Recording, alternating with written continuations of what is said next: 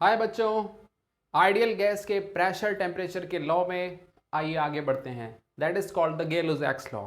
The statement goes like this. Ideal gas का amount अगर fix हो और उसका वैसल क्लोज्ड हो, क्लोज मतलब उसका वैसल रिजिड हो, यानी उसका वॉल्यूम ना तो बढ़ सकता हो ना ही घट सकता हो, और अब उसमें अगर टेम्परेचर चेंज किया जाए तो उसका प्रेशर उसी हिसाब से चेंज होगा।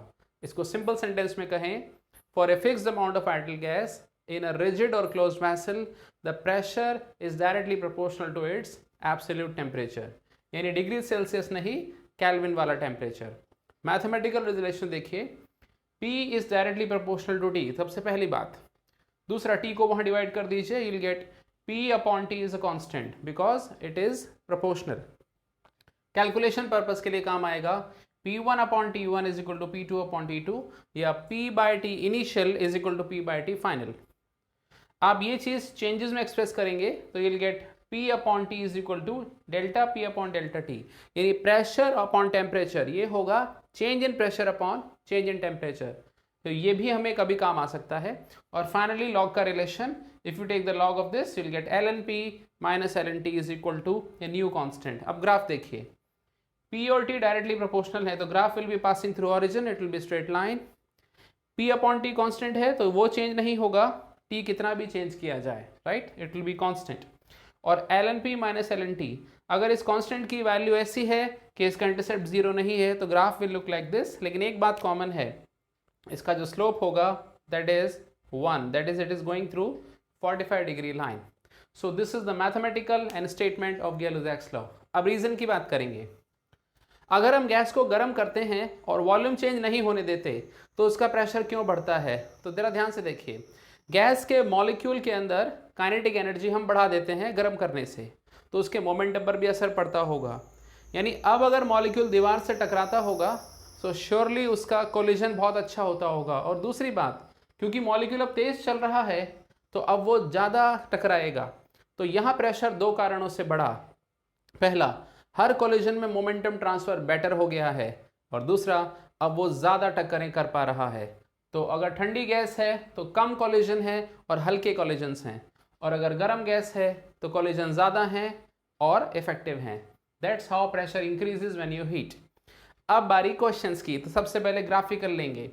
हम पहचानेंगे इनमें से कौन कौन से ग्राफ गेल-लुजैक्स लॉ के हिसाब से सही हैं। तो आइए चलते हैं।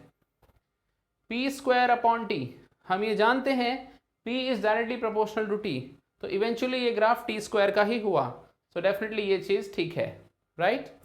अब देखिए T बाय P, क्योंकि P बाय T कांस्टेंट है तो T बाय P भी कांस्टेंट होगा। ये गलत दिखाया गया है, इसे ऐसा होना चाहिए था। डिग्री सेल्सियस में ग्राफ -273 पे जाएगा और स्ट्रेट लाइन होगा, ये ग्राफ बिल्कुल ठीक है।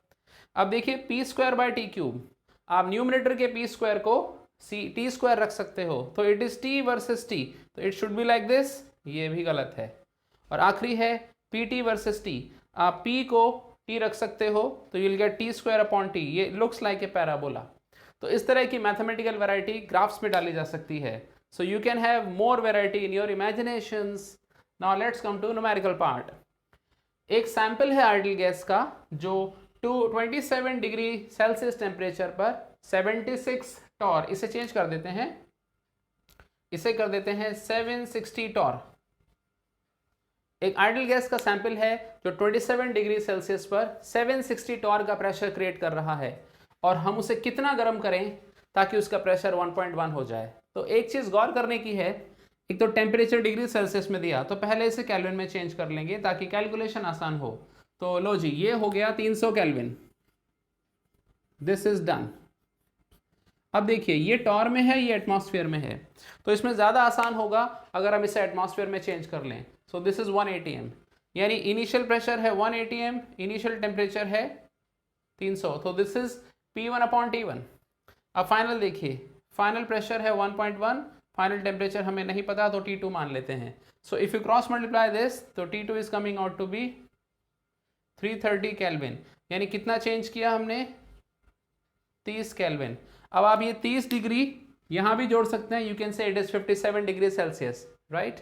और इसमें खास बात और, प्रेशर 1 atm से 1.1 हो गया, यानी इसमें 10% इंक्रीज हुआ है, सो टेम्परेचर में भी 10% इंक्रीज होगा, so it is clearly 30, right. You can say percentage change in temperature is equal to percentage change in pressure.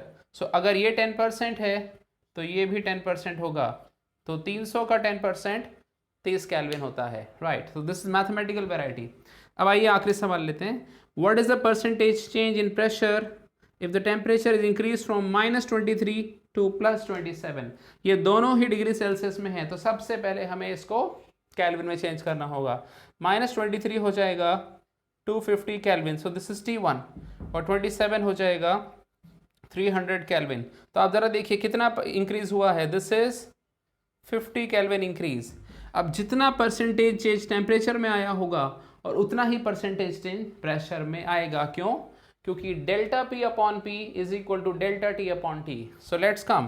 Percentage change in temperature is 50 is the change in temperature divided by 250 initial temperature into 100. So let's calculate this.